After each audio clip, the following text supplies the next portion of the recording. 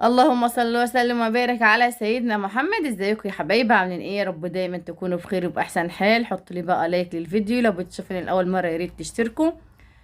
النهارده هشارك كده معاكم يوم على السريع الصراحه، يعني والله العظيم ما كانش في نيه تصوير خالص خالص خالص.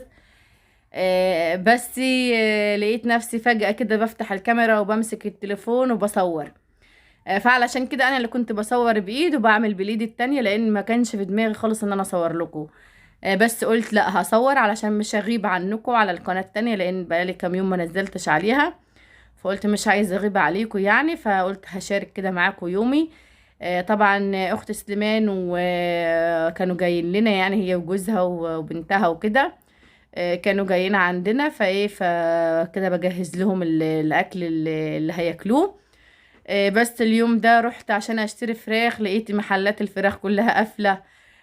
واللحمة اللي كان عندنا قافلة، فسليمان راح بقى مشي مكان ابعد يعني يجيب لنا منه لحمة. فحتى يومها لقي اخر يعني كمية عنده فجابها. والراجل اللي كان بشطب وبخلص مش عارفة ليه، يعني الناس لسه بتعيد يا جماعة. العيد لسه ما خلصش عندهم، فيلا الحمد لله بس عدت على خير. انا كان عندي لحمة مفرومة، عملت بقى صينية الجلاش اللي انتوا شايفينها دي. وكنت غليت على النار لبن، وكنت حاطه الصلصه على النار تتسبك، وكنت حاطه لحمه على النار كانت عندي في الفريزر برضو. بس كميتها كانت قليله، مش كانت يعني ما كانتش هتكفي. فسليمان راح جاب عليها تاني. يعني انا حطيت اللحمه دي على النار ورحت اشوف في فراخ ولا لا. فلقيت محلات الفراخ قافله، فرجعت تاني قلت لسليمان انت بقى تمشي المكان البعيد ده تجيب لنا منه لحمه يعني. وهجيبها وهكمل بقى الطبيخ وكده. هنا بقى نيرة كانت بتعملي الملوخية، وانا قاعدة كده قصادها بعمل في الفاصوليا، يعني كنت هعمل فاصوليا خضرة وكنت هعمل ملوخية خضرة. انا كده خلاص خلصت الفاصوليا اهي، وهي خلصت الملوخية. وهنا بقى الصلصة كانت اتسبكت معايا. هحط كده الفاصوليا على الصلصة اللي عندي دي، وعندي الحلة دي علشان خاطر سليمان كده كان جه من بره وجاب لي لحمة. يعني انا كده هرجع اسلق لحمة تاني غير اللحمة اللي انا سلقتها اهو. يعني انا بوريكم ان انا سلقة لحمة اصلا. فكان في نيتي ان انا اعمل لحمة مع فراخ يا جماعة. فلما ما لقيتش فراخ جبنا لحمة تاني، وهنطبخ بقى لحمة وخلاص. يعني الاكل كله هيكون لحوم، مش هيكون فيه فراخ. كنت عايزة بصراحة يكون النوعين، كان بيكون احلى. بس هو اللي حصل كده بقى. حطيت حتة سمنة علشان اشوح فيها اللحمة كده مع البصل مع الطماطم مع ورق اللورة والحبهان كده وفلفل اسود وكمون. التوابل دي كلها نزلت بها على اللحمة، وبعد كده نزلت بالمية السخنة بتاعتي. مش هحط الملح دلوقتي علشان خاطر الملح بيأخر السوا زي ما انتوا عارفين. هنا بقى صفيت اللحمة من الشوربة اللي استوت معايا، هي كانت كده خلاص يعني داخلة على السوا. فقلت هحط الفاصوليا مكان اللحمة في الحلة الأوسع دي. ونزلت باللحمة على الفاصوليا تكمل سواها اهو. يعني كده هتكمل سواها مع اللحمة، بتكون فظيعة يا جماعة. وهنا بقى كان عندي كمية مواعين رهيبة رهيبة شايفين. كان في مواعين بصراحة من الأول، ومواعين برضو استخدمتها وأنا بطبخ. فغسلتهم كده على السريع، شايفين بقى السرعة. غسلت الحوض والرخامة وخلصت كده كل اللي ورايا، ومليت الأزايز ومليت القلل اللي عندي. والملوخية غسلتها وحطيتها على الصينية دي علشان تنشف. وهنا هعمل رز معمر مع الأكل.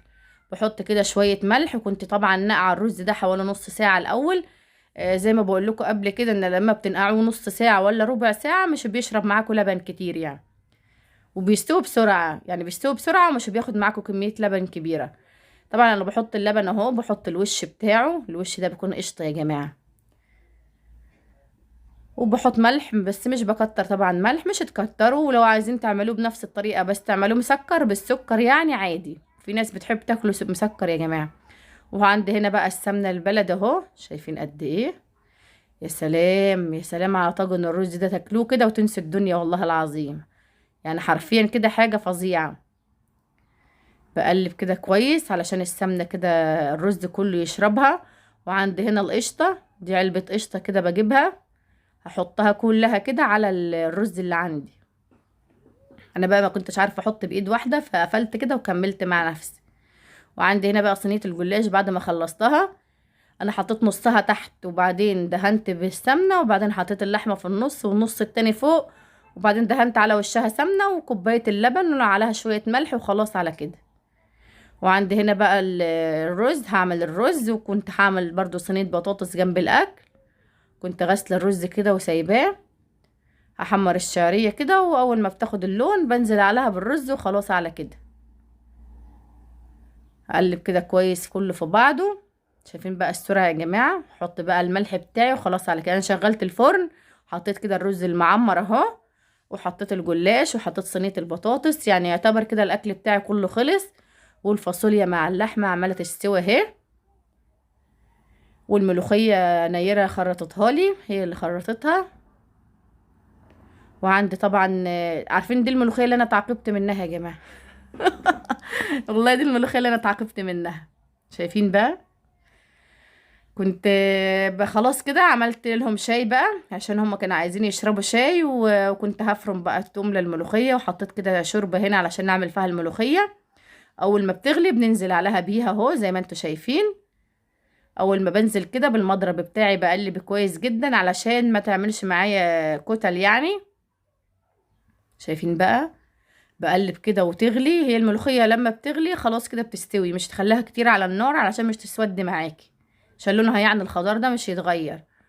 وحطيت هنا معلقة سمنة علشان نعمل الطشة بقى بتاعت الملوخية الفظيعة دي. حطيت كده التوم اهو. شايفين؟ يا سلام على ريحة التوم مع الكزبرة الناشفة دي، بتكون حاجة كده رهيبة رهيبة رهيبة حرفيا يعني. سامعين العربية اللي بتنادي بره دي؟ بيقول فطير مشلتت وجبنة قديمة، يعني بيبيع فطير وجبنة حادقة يا جماعة. هنا بقى التومة احمرت معايا، نزلت عليها بالكزبرة. اول كده ما اشم ريحتها بطفي عليها على طول. وبعد كده بنزل عليها بالملوخية اللي عندي. كده خلاص بتكون ايه، استوت معايا. يا سلام، انا نفسي كلكم تشموا الريحة دي يا جماعة. والله العظيم نفسي تشموا الريحة في اللحظة اللي انا فيها دي. شايفين بقى الجمال؟ شايفين جمال الملوخية؟ والسمك بتاعها كان حلو. وهنا بقى كنت الشاي كان خلاص خلص.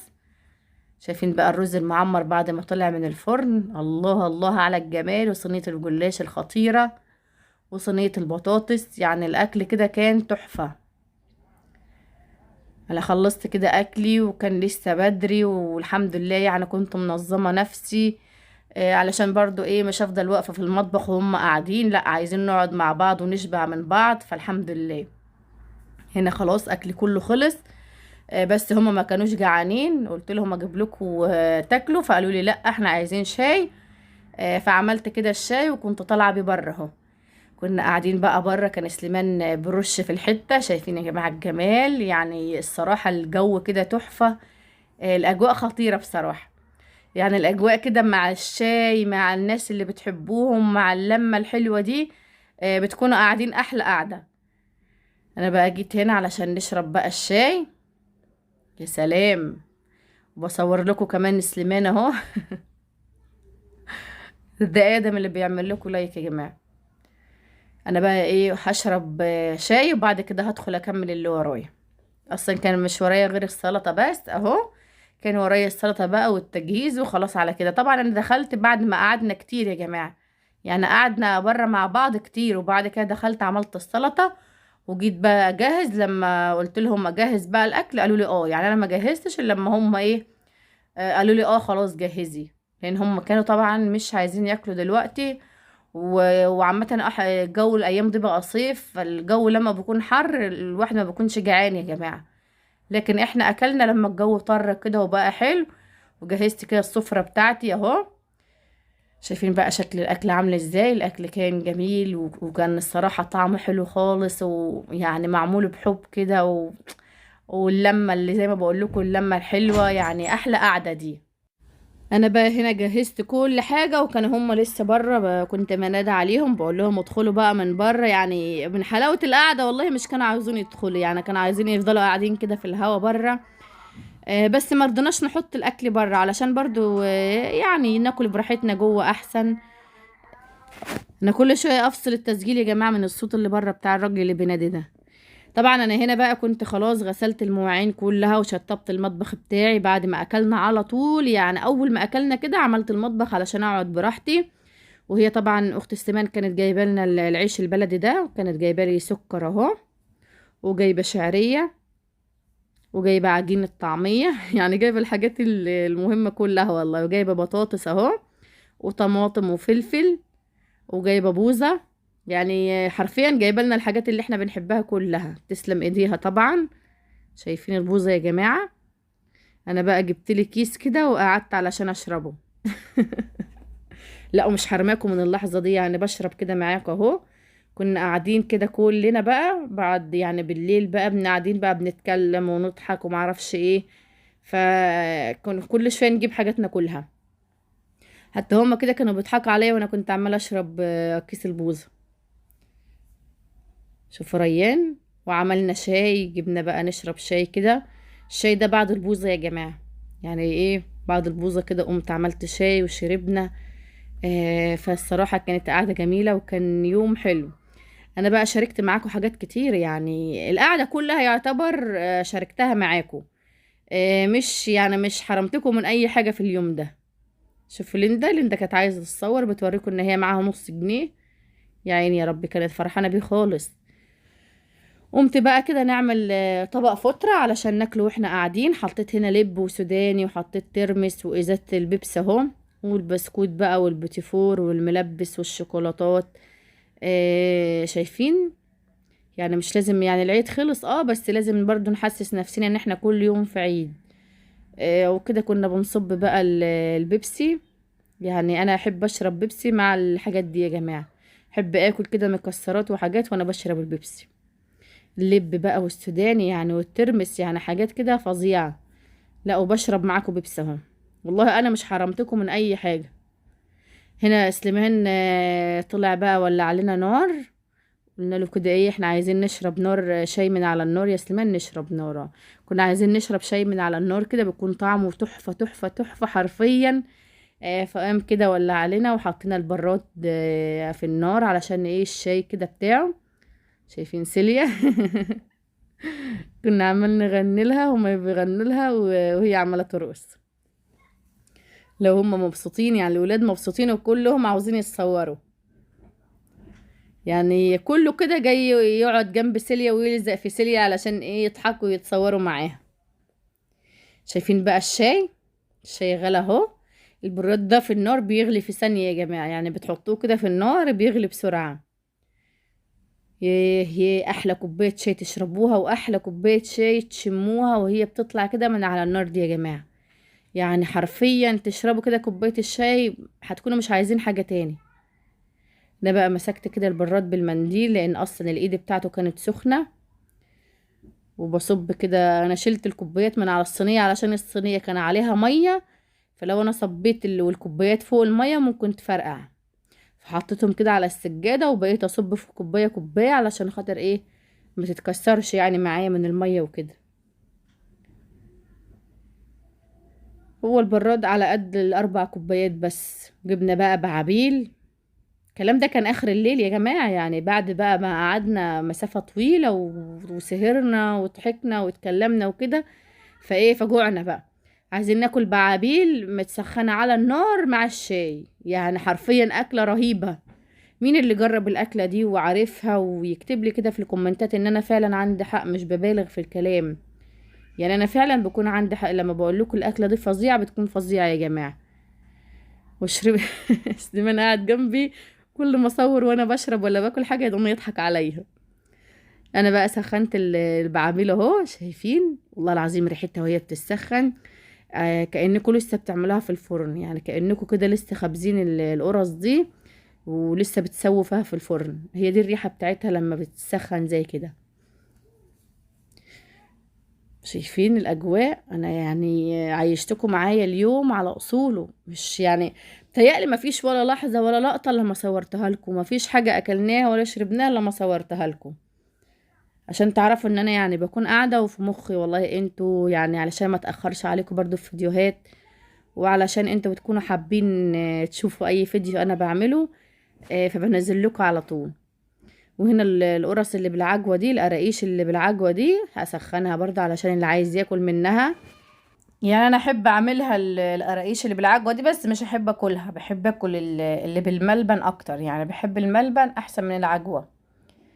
سخنت كده وكنت هكمل بقى كله علشان خاطر الولاد كانوا عاوزين ياكلوا قرص بالشاي. يعني هم عايزين يعملوا زي ما انا بعمل كده. شوف ليندا. فكلهم كل واحد فيهم مسك كوباية كده وقال عايزين نشرب ناكل قرص مع الشاي. هنا بقى حطينا كعك بسكر وحطينا سوداني. الكلام ده بالليل يا جماعة، بالليل بالليل يعني يمكن قربنا كده على الفجر. فكنت بعمل نسكافيه اهو.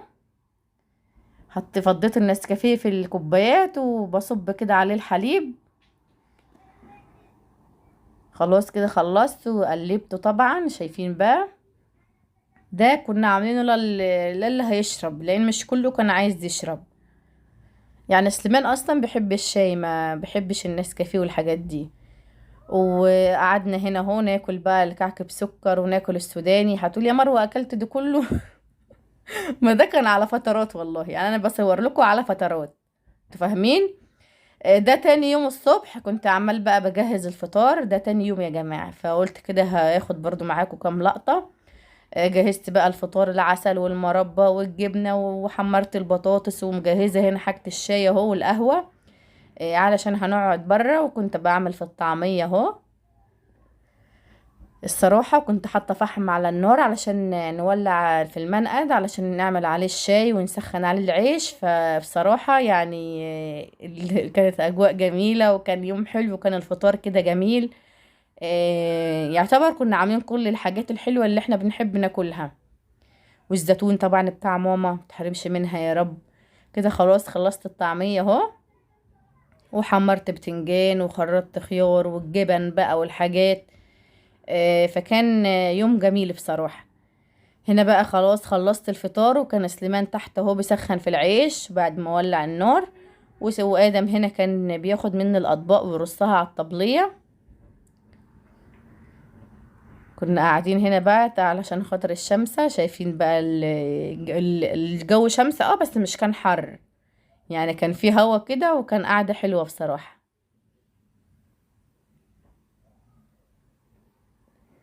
كان آدم بقى برص الأكل اهو، وسليمان بيوريكم يعني ايه، بقول لكم الله.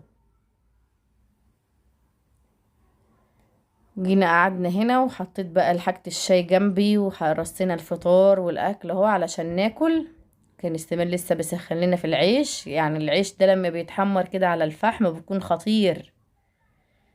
بتحس ان انت عايزين تاكلوا منه كتير. هنا بقى سيليا كانت عمالة تجري ورا القطة دي وتلعب فيها. سيليا عندي بتموت في القطط يا جماعة. فانا كنت خايفة عليها. شايفين كان هتقع ازاي بالمية اللي في ايدها دي. يا رب بقى الفيديو يكون عجبكم ويكون كده خفيف على قلبكم، واكون قدرت اشارك معاكم كل حاجة. حطوا لي بقى لايكات كتير كتير، واشوفكم على خير ومع الف